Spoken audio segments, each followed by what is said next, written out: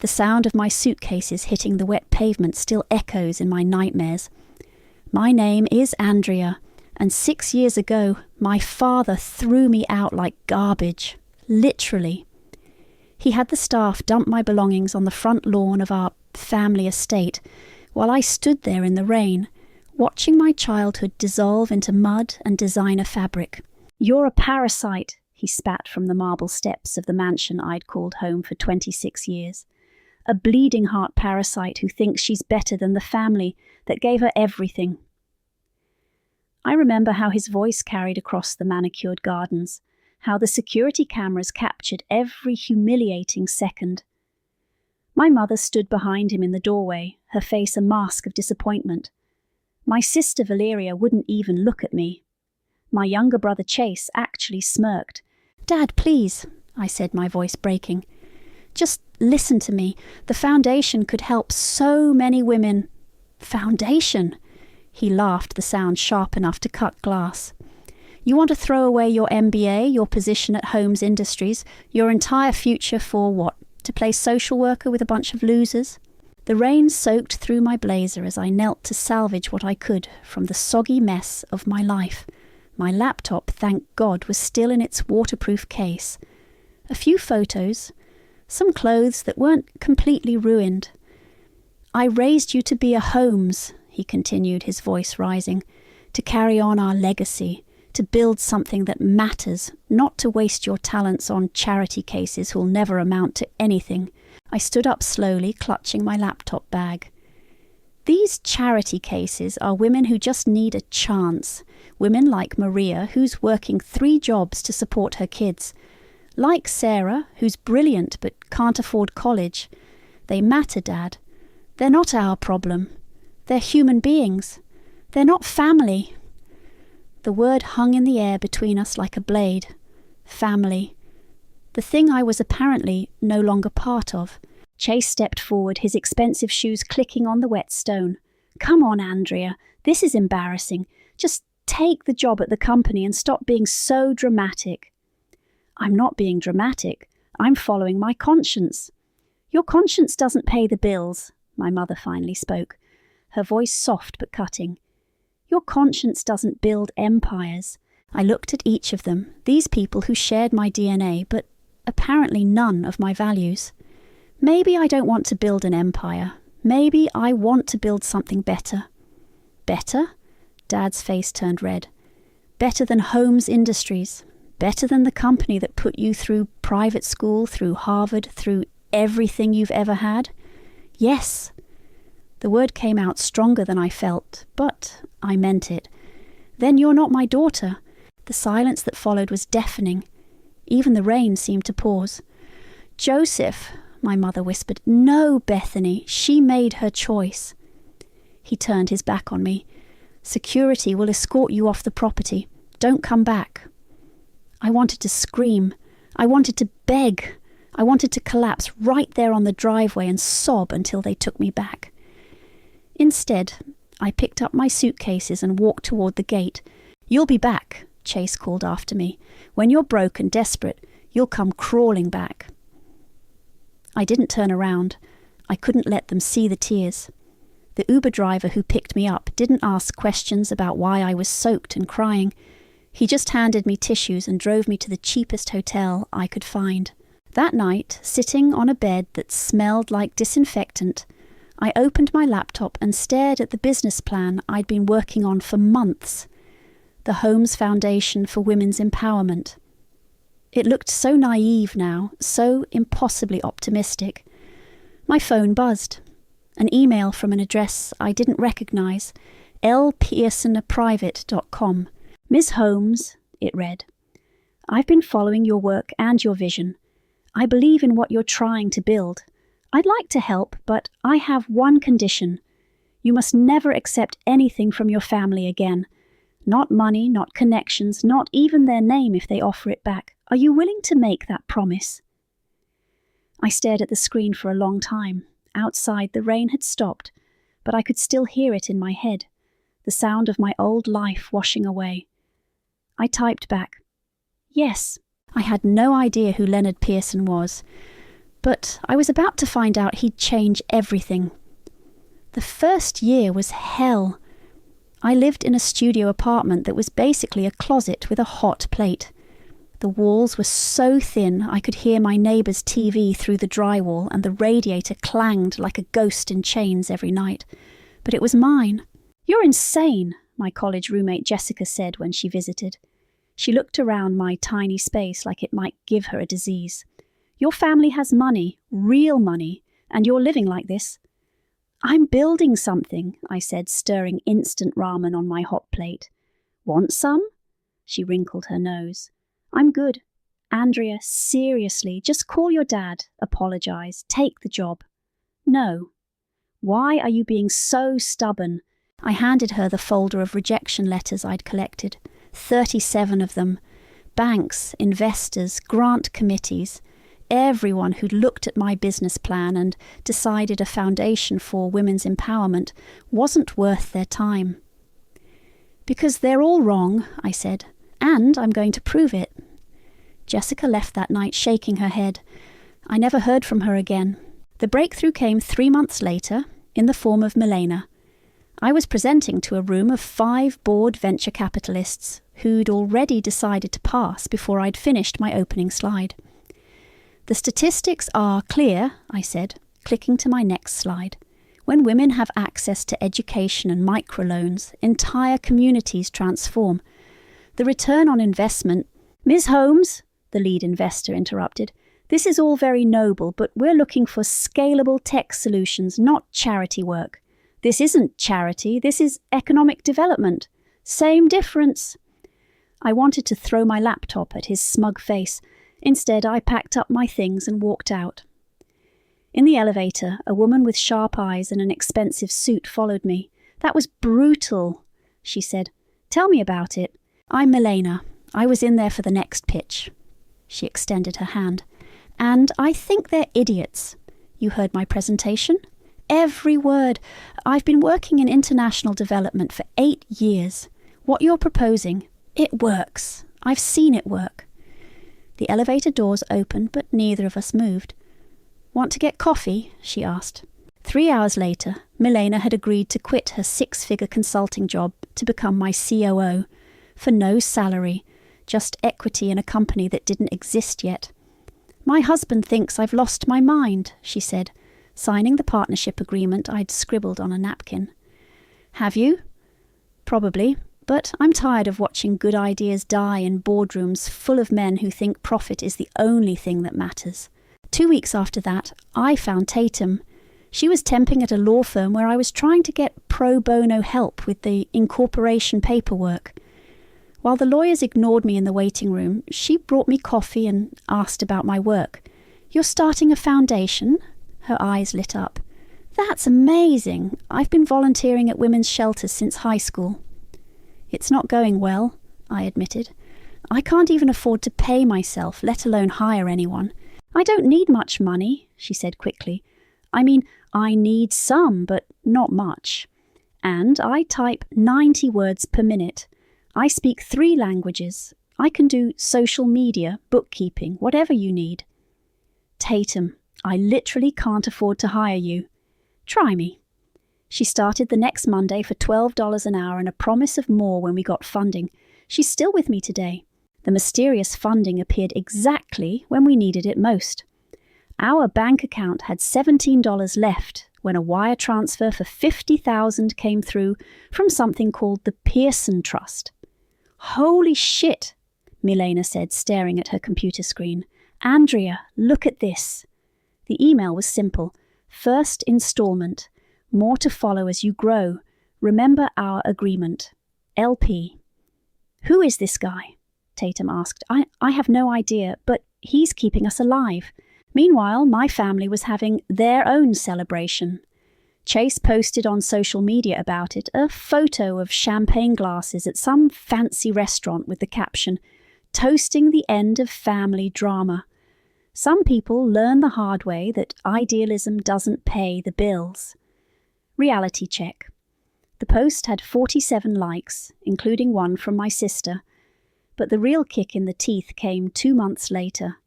I was at a coffee shop near our tiny office when my phone buzzed with an unknown number. Andrea Holmes? Yes. This is Omar Richards, CFO of Holmes Industries. I think we need to talk.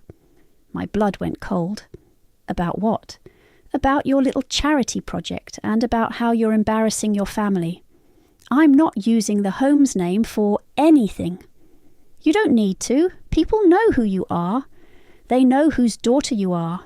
And frankly, your activities are reflecting poorly on the company. My activities? This foundation nonsense. It makes it look like Holmes Industries doesn't care about social responsibility, like we're the bad guys and you're the saint. I laughed. I couldn't help it.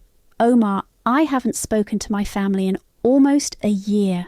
How is that my problem? It becomes your problem if you keep making us look bad. I'd hate for your funding sources to dry up. These things happen, you know. Donors get spooked. Grants get pulled. It would be such a shame. The line went dead. I sat there staring at my phone, hands shaking with rage. They'd thrown me away, and now they wanted to destroy what I was building too. Everything okay? Tatum asked when I got back to the office. Perfect, I lied. Just perfect. But that night I sent Leonard Pearson an email. They're trying to sabotage me. I need to grow faster, whatever it takes. His response came within an hour. Consider it done. The Forbes article changed everything. 30 under 30. The Disruptors Changing the World hit newsstands on a Tuesday morning. There I was, page 43, standing in front of our new office building with my arms crossed and what Tatum called my don't mess with me face. Holy shit, Andrea! Milena burst through my office door waving the magazine. Have you seen this? The headline read, Andrea Holmes, the foundation revolutionary who won't take no for an answer. Listen to this, Milena continued reading aloud. In just 18 months, the Holmes Foundation has distributed over $2 million in microloans, established education programs in 12 countries, and maintained a 97% loan repayment rate, unheard of in the industry. Holmes, who famously rejected a lucrative position at her family's corporate empire, has built something more valuable than profit, trust. My phone started ringing immediately. CNN wanted an interview, The Today Show, 3 different podcasts. By noon, our website had crashed from traffic. This is insane, Tatum said, fielding calls at her desk. The New York Times wants to do a feature story. Book it, I said, all of it. But success made us a target. The attack started small, anonymous comments on our social media questioning where our funding came from. Then a gossip blog ran a piece titled, Daddy Issues. Is Andrea Holmes using charity to get back at her family? It's obviously planted, Milena said, showing me the article on her laptop. Look at the writing style. This is professional hit job material. The piece was vicious. It claimed I was emotionally unstable and using vulnerable women as pawns in a family feud. It questioned our financial transparency and suggested our success was too good to be true. Omar, I said simply, has to be. But Andrea, this could actually help us. People love an underdog story. She was right. The gossip piece backfired spectacularly. Donations poured in from people who saw it as proof we were threatening the establishment. Our social media followers tripled overnight. The real validation came 6 months later at our first annual gala. We'd rented the ballroom at the Marriott, nothing fancy but clean and professional. I was greeting donors when Tatum appeared at my elbow. Andrea, you need to see this. She led me to the registration table where a woman in an expensive black dress was signing in. Designer everything, perfect hair, the kind of polished look that screamed old money. It was Valeria. My sister looked up and our eyes met across the crowded lobby. For a moment, neither of us moved. Then she walked over. Andrea, Valeria, you look good, successful. I am successful.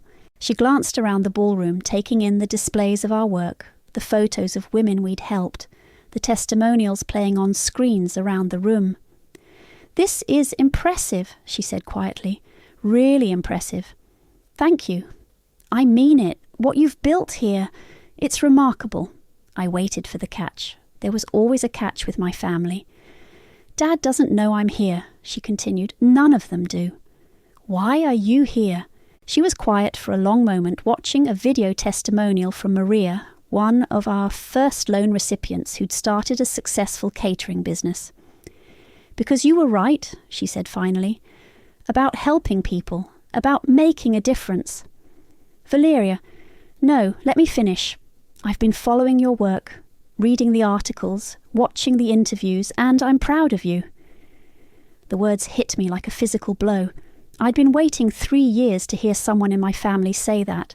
"But," I asked, because there was always a but, "but Dad is furious. The Forbes article, the media attention, he thinks you're doing it to embarrass him." "I'm doing it because it matters. I know that, but he doesn't see it that way. He's been ranting about you grandstanding and making the family look bad." Before I could respond, the lights dimmed and Milena took the stage to introduce me. I gave my speech about empowerment and opportunity, about the women we'd helped and the communities we'd transformed. The audience gave me a standing ovation. Afterward, I found Valeria by the silent auction table. "That was beautiful," she said. "You're a natural speaker." "Thanks." "Andrea, I need to ask you something. Dad wants to know about your funding sources. He's been asking questions." There it was, the real reason she'd come. "Tell Dad my funding sources are none of his business." "He thinks someone is backing you specifically to compete with Holmes Industries." "Maybe they are." Her face went pale. "Andrea, what does that mean?" "It means I'm not that scared little girl he threw out in the rain anymore." "He's worried about you, about what you might do." "He should be." The next morning my phone buzzed with a news alert.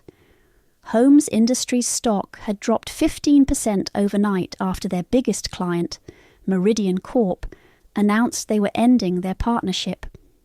The press release was brutal. Meridian Corp is committed to working with partners who share our values of social responsibility and ethical business practices. We will be seeking new partnerships with organizations that demonstrate a genuine commitment to positive social impact. The reporter who broke the story called me for comment. "No comment," I said, but I was smiling when I hung up. My phone rang again immediately. Dad's number. I let it go to voicemail. "Andrea, it's your father. We need to talk. This has gone far enough." I deleted the message without listening to the rest. The war had officially begun. The cracks started showing 6 months after the Meridian Corp disaster. I was in my office reviewing grant applications when Tatum knocked on my door. "Andrea, your sister's online too." I hadn't spoken to Valeria since the gala. "Put her through." "Andrea, thank God. I wasn't sure you'd take my call." "What do you want, Valeria?" "I want to see you, in person. Can we meet for coffee?" "Why?" "Because I miss my sister." The line went quiet. I could hear her breathing, waiting. "Fine. Starbucks on 5th Street. 1 hour." She was already there when I arrived, sitting in a corner booth with 2 lattes. She looked tired, older. The perfect polish I remembered was cracked around the edges. "You came?" she said, standing to hug me. I stayed seated. "Talk." She sat back down, wrapping her hands around her cup like she was trying to warm herself. "How are you doing?" she asked. "Cut the small talk, Valeria. What's this really about?" "Can't I just want to see my sister? Not when your family spent the last 4 years trying to destroy me." Her face crumpled. "Andrea, I never wanted any of this. When Dad threw you out, I hoped you'd come back. That you'd realize this charity thing was just a phase. It's not a charity thing. It's my life's work. I know that now. I've seen what you've built. It's incredible. But the company is struggling, really struggling." There it was, the real reason for the coffee date. "And that's my problem how? 3 more clients pulled out last month.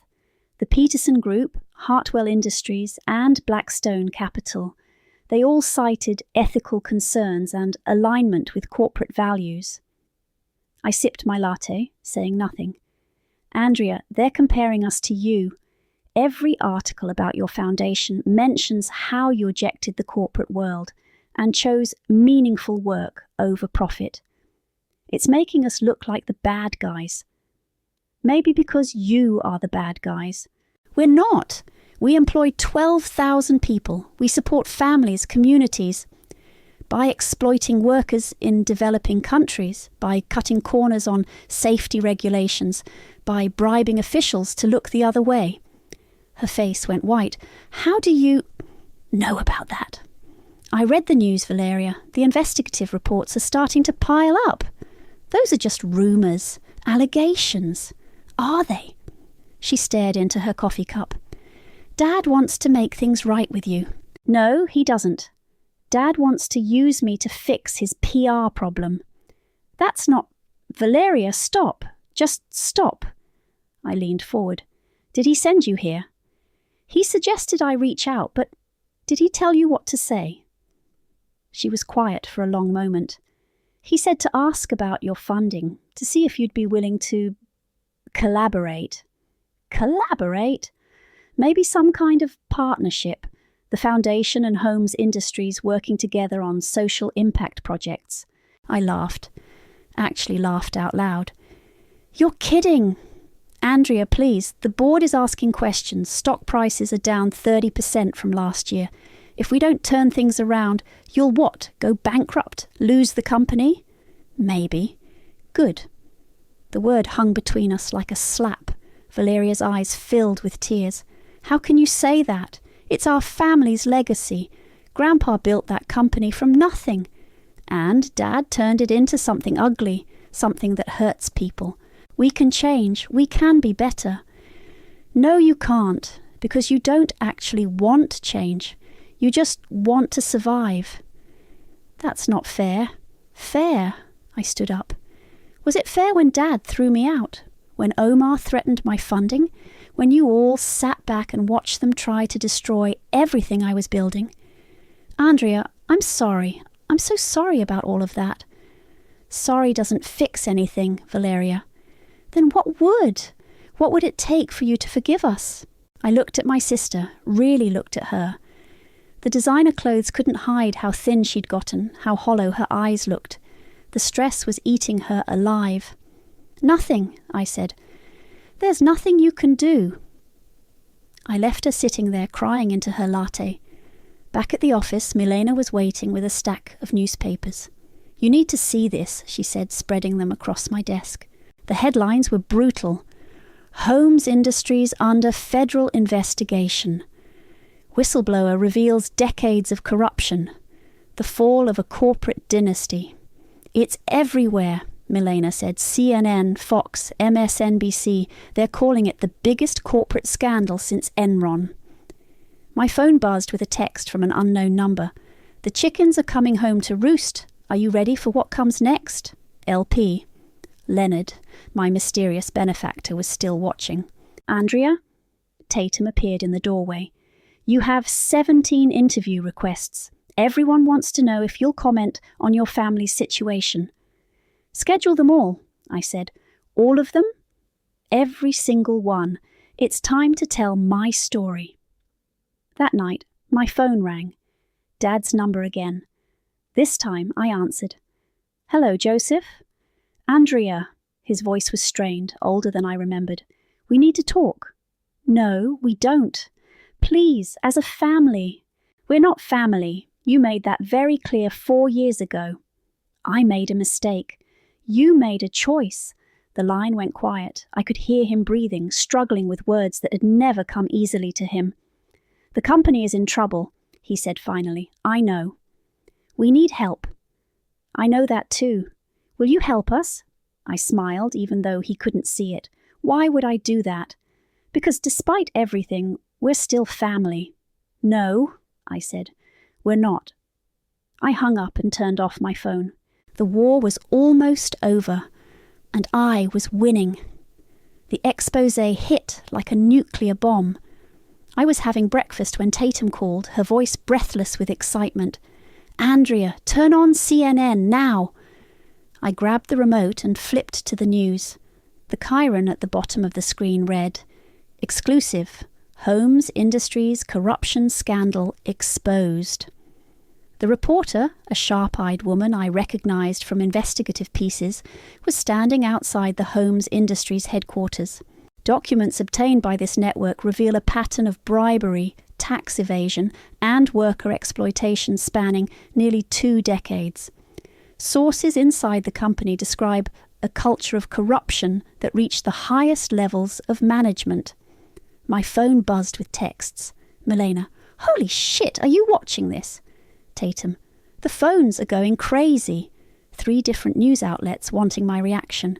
I turned up the volume as they cut to footage of FBI agents carrying boxes out of the Holmes Industries building. Federal investigators raided the company's headquarters early this morning, seizing financial records and computer equipment. Stock trading has been halted as shares plummeted over 60% in pre-market trading. The camera cut to a press conference. A federal prosecutor stepped up to the microphone. "Today's actions are part of an ongoing investigation into Holmes Industries and its executives. We have evidence of systematic fraud, including falsified safety reports, illegal payments to foreign officials, and deliberate environmental violations." My coffee had gone cold in my hands. This was bigger than I'd imagined.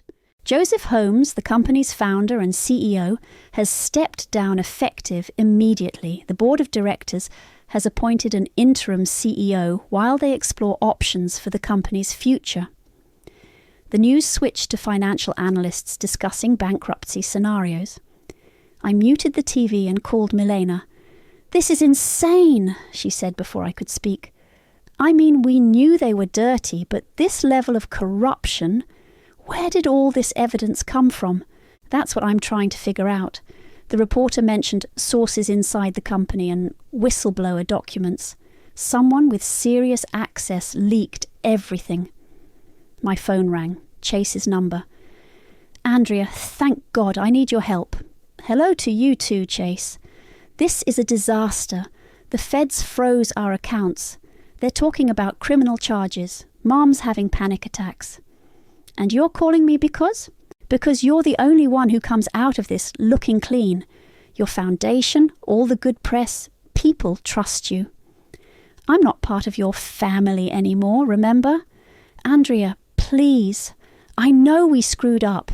I know Dad was wrong to throw you out. But we're drowning here." "Good. Jesus, Andrea. We're talking about prison time. For Dad, for me. Maybe even Mom and Valeria. Should have thought about that before you decided to build your empire on lies. We can make this right. We can change everything. No, you can't, because you don't know how to be anything other than what you are." I hung up and immediately got another call. Valeria this time. "Andrea, I'm begging you, please. Let me guess. You need my help too." The board met this morning. They're talking about liquidation, selling everything off piece by piece. Sounds like a smart business decision. 12,000 jobs, Andrea. 12,000 families who depend on us. That stopped me. The workers weren't the problem. They were just trying to make a living.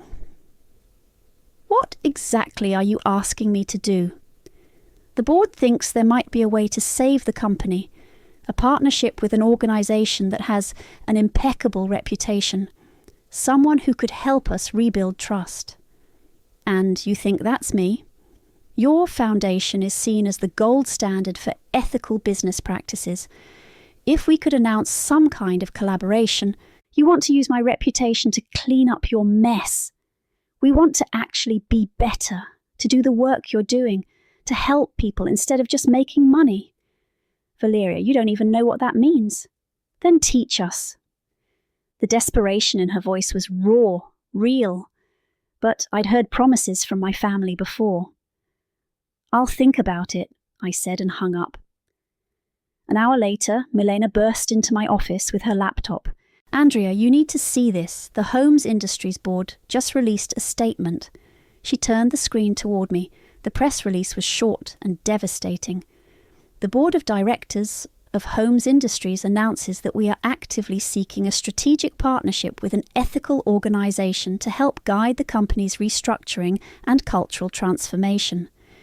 We recognise that rebuilding trust will require fundamental changes to how we operate.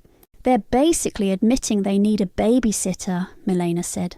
More than that, they're admitting they're completely screwed without outside help. My phone buzzed with a text from Leonard. The board meeting is tomorrow at 2 p.m. They'll be discussing partnership options. Are you ready? I stared at the message. How did he know about the board meeting? Milena, I need you to do something for me.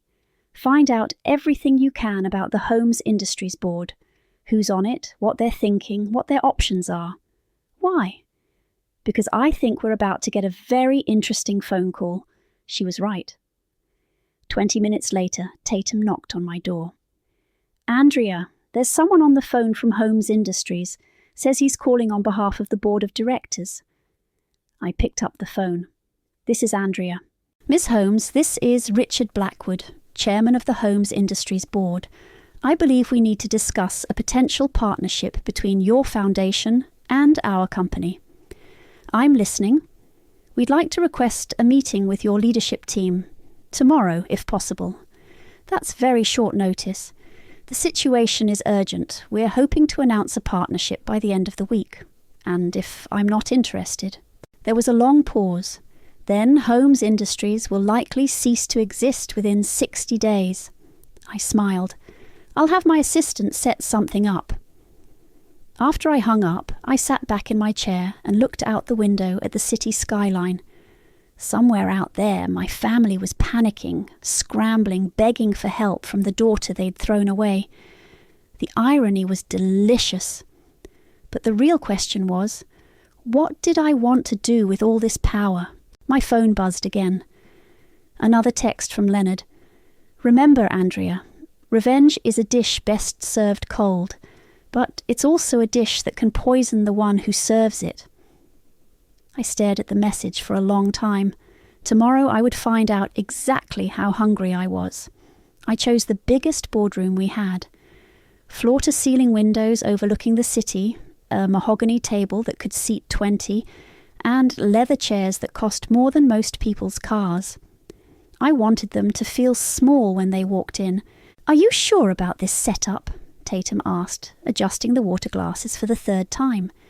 Perfect, I said, taking my seat at the head of the table. When they arrive, bring them straight in. Don't make them wait. What about introductions? Let them figure it out. Milena sat to my right, her laptop open and ready. The board members will be Richard Blackwood, Patricia Santos and Michael Davis, plus your family and Omar. Good, the whole gang. At exactly 2 p.m, Tatum opened the boardroom doors. Richard Blackwood entered first, silver-haired, expensive suit, the kind of man who was used to being the most important person in any room. Behind him came Patricia Santos, the board's only woman, followed by Michael Davis, who looked like he'd rather be anywhere else. Then came my family. Dad walked in like he still owned the world, his shoulders back despite everything that had happened. Mum followed, her face carefully composed but her hands shaking slightly. Valeria couldn't meet my eyes. Chase looked around the room like he was casing it for valuables. Omar brought up the rear, his expression unreadable. They all took seats across from me, clearly expecting to negotiate with foundation representatives. Richard cleared his throat. Thank you for meeting with us on such short notice. We're hoping to discuss a partnership between Homes Industries and your foundation. If we could speak with your board of directors... I stood up. You are speaking with the board of directors. The silence that followed was deafening. Dad's face went white. Chase's mouth fell open. Valeria finally looked at me, her eyes wide with shock. I'm sorry, Richard said slowly. I don't understand. I'm Andrea Holmes, founder and CEO of the Holmes Foundation. This is Milena Wagner, our COO. You wanted to meet with our leadership team. Here we are. Omar leaned forward. That's impossible. The foundation is run by me, I said, sitting back down. Has been for 5 years now. Dad found his voice first. Andrea, what the hell is this? This is a business meeting, Joseph. You requested it. You're running the foundation. I built the foundation from nothing. While you were busy destroying your company, I was building something that actually matters.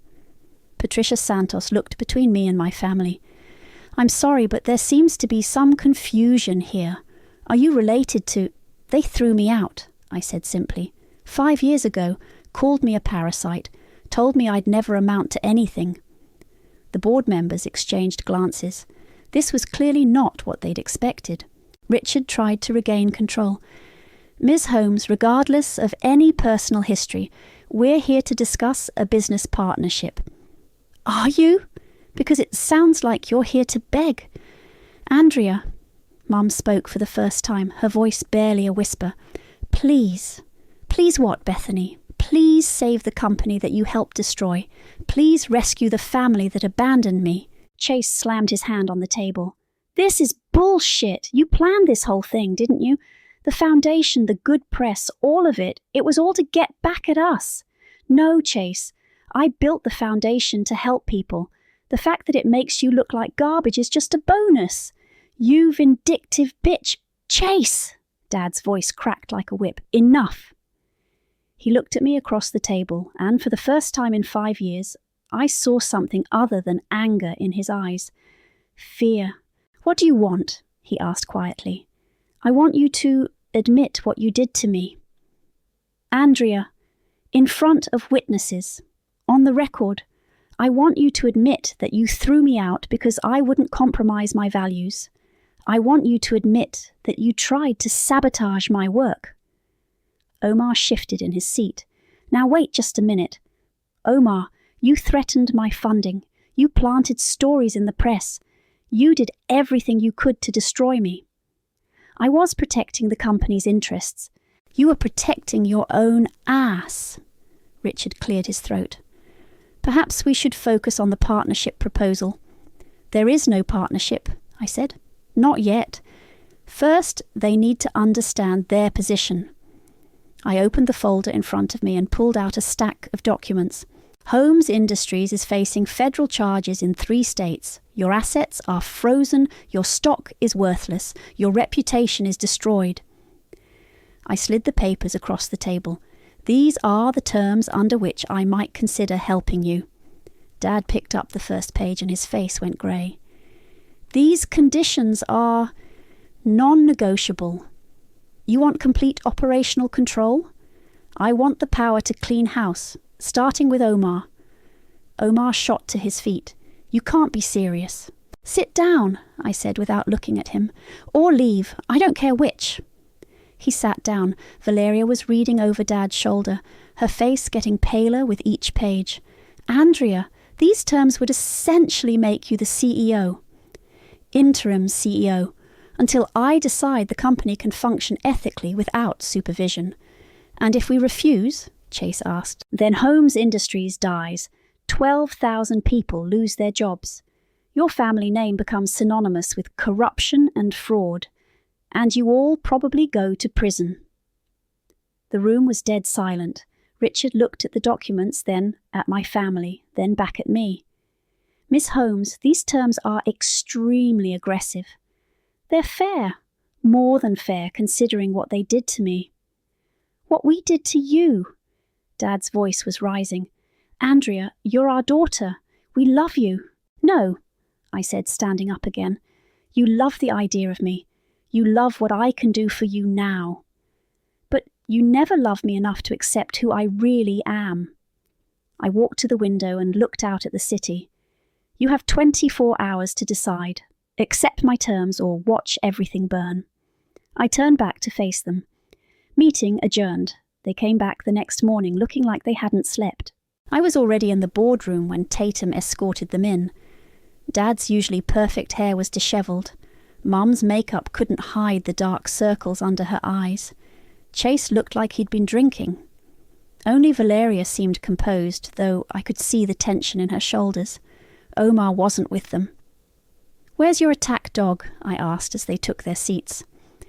"Omar has been relieved of his duties," Dad said quietly. "Effective immediately. Good.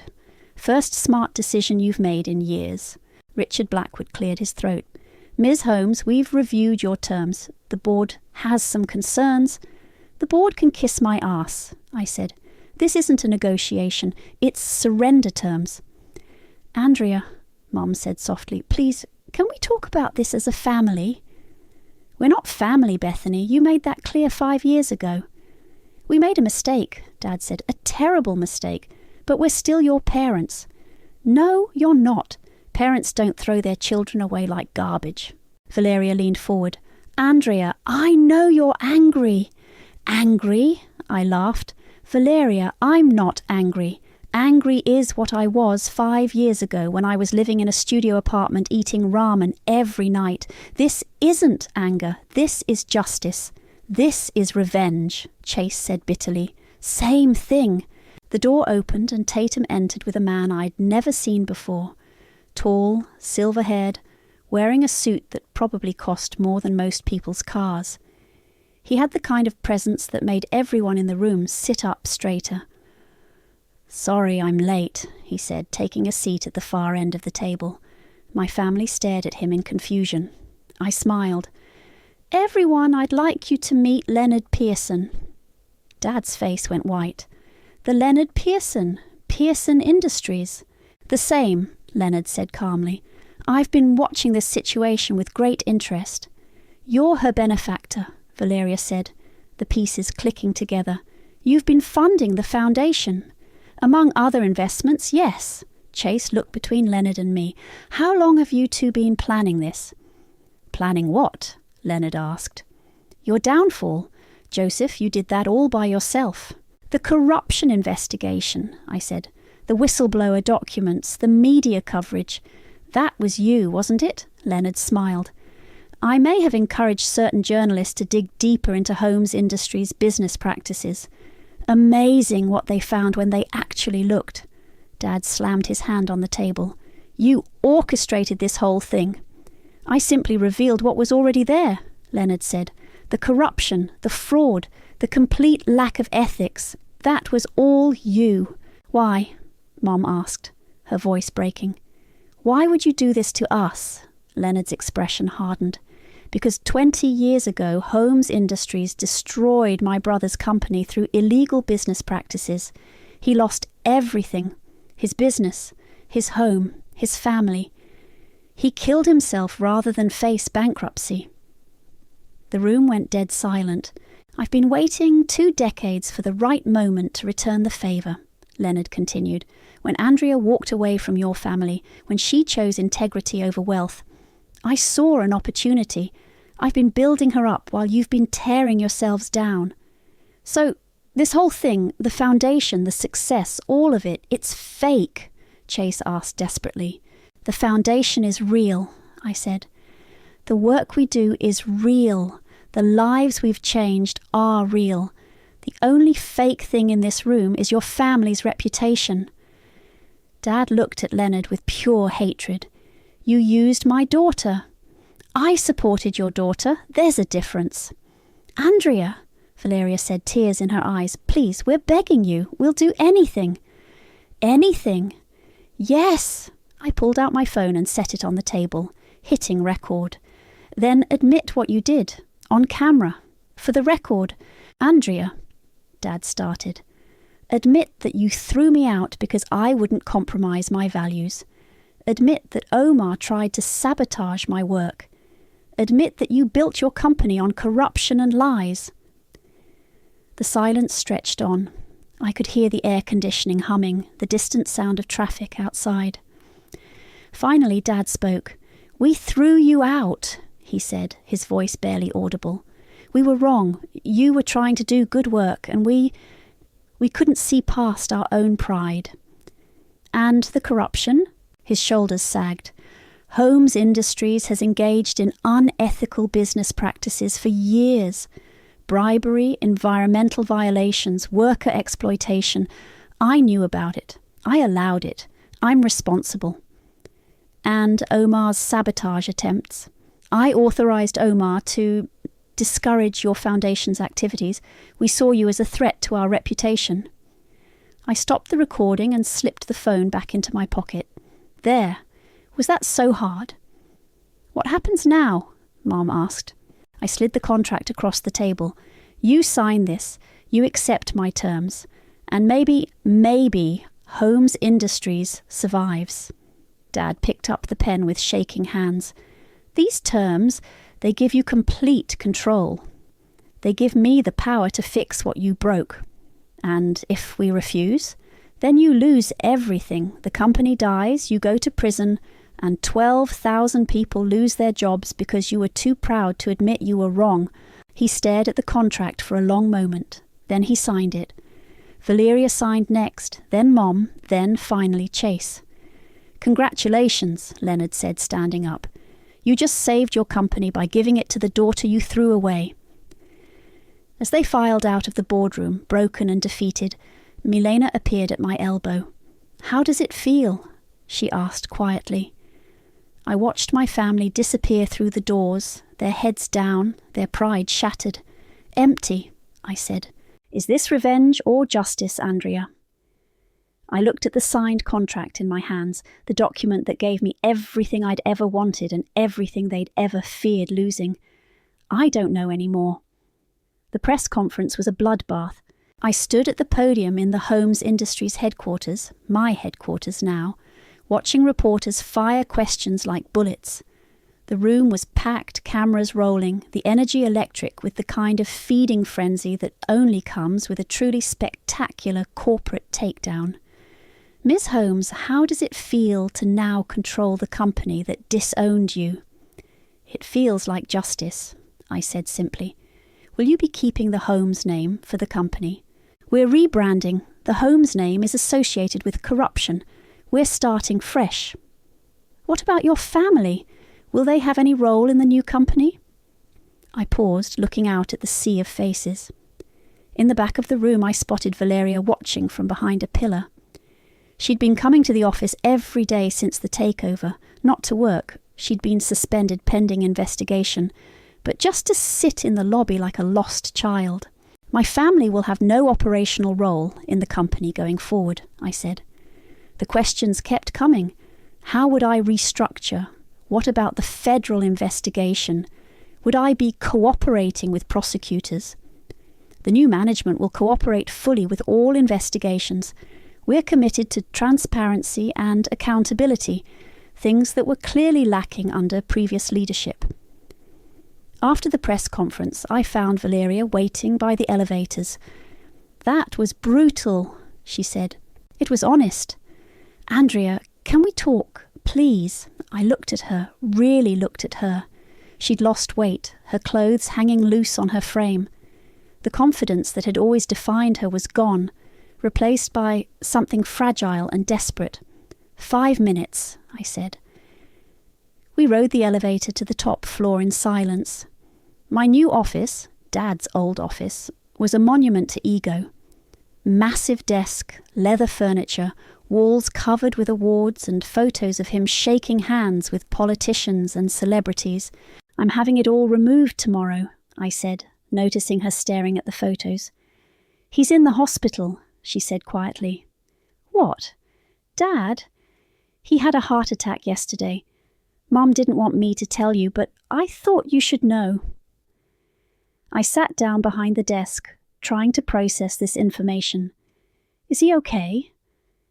He's stable, but Andrea, he looks so old, so broken. The doctors say the stress... Don't what? Don't try to make me feel guilty. He did this to himself. He's our father. He stopped being my father 5 years ago. Valeria sat down across from me, tears streaming down her face. I know we hurt you. I know we were wrong. But seeing him like this, seeing what this has done to our family, what about what you did to me? What about the nights I cried myself to sleep wondering why my own family hated me? What about the years I spent building something meaningful while you all sat around hoping I'd fail? We were scared, she whispered. Of what? Of you being right. Of everything we built being wrong. The honesty in her voice caught me off guard. I'd expected more excuses, more justifications. Andrea, I know it's too late for apologies. I know you'll never forgive us. But I need you to know that I'm proud of you. What you've built, what you've accomplished, it's incredible. I mean it. You were always the best of us, the strongest, the most principled. We should have supported you instead of tearing you down. I stared out the window at the city below. From up here, everything looked small, manageable. But I knew better now.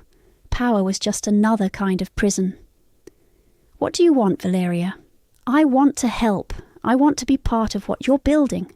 You can't. You're part of the problem. Then let me be part of the solution. I'll start at the bottom. I'll do whatever it takes to earn your trust. My trust? I laughed bitterly. Valeria, you don't understand. I don't trust anyone anymore. This whole thing, the revenge, the takeover, watching you all grovel, it doesn't feel good. It feels empty. Then why did you do it? Because I could. Because for once in my life, I had the power to make you all pay for what you did to me. And now? I looked at her. This broken woman who used to be my sister. Now I have to live with what I've become. My phone buzzed. A text from Leonard. Dinner tonight? I think we need to talk. I showed Valeria out and spent the rest of the day signing papers, making decisions, wielding the power I'd fought so hard to obtain. But every signature felt heavier than the last. That evening I met Leonard at an upscale restaurant downtown. He was already seated when I arrived, a bottle of expensive wine breathing on the table. Congratulations, he said, raising his glass. You got everything you wanted. Did I? You tell me. How does victory taste? I took a sip of wine. It was perfect, smooth, complex, probably worth more than most people made in a week. It tasted like ash. You used me, I said. I supported you. You manipulated me. You turned my pain into your weapon. Leonard set down his glass. Andrea, everything you accomplished was real. The foundation, the lives you've changed, the good you've done, that's all you. But the revenge was always going to happen, with or without me. Your family destroyed themselves. I just made sure you were in position to benefit from their downfall. And your brother. Got his justice, finally. We sat in silence for a moment. Two people who'd gotten exactly what they wanted and discovered it wasn't enough. What happens now? I asked. Now you decide who you want to be. The woman who builds things up or the woman who tears them down. I thought about Valeria's tears, about Dad in the hospital, about the 12,000 employees who were depending on me to save their jobs. I thought about the foundation and all the good work we could do with Holmes Industries resources. I want to build, I said finally. Leonard smiled, then build. I walked out of the restaurant alone, the city lights reflecting off the wet pavement. My phone buzzed with messages, reporters wanting follow-up interviews, board members with questions, Milena asking if I was okay. I ignored them all and kept walking. Tomorrow I would start the real work, not revenge, not justice, but something harder and more important, redemption. For the company, for my family, and maybe even for myself. The girl who got thrown out in the rain was gone. The woman who'd orchestrated the perfect revenge was done. Now I had to figure out who I wanted to be next. But for tonight, I just walked through the city I'd conquered, wondering if winning was supposed to feel this lonely.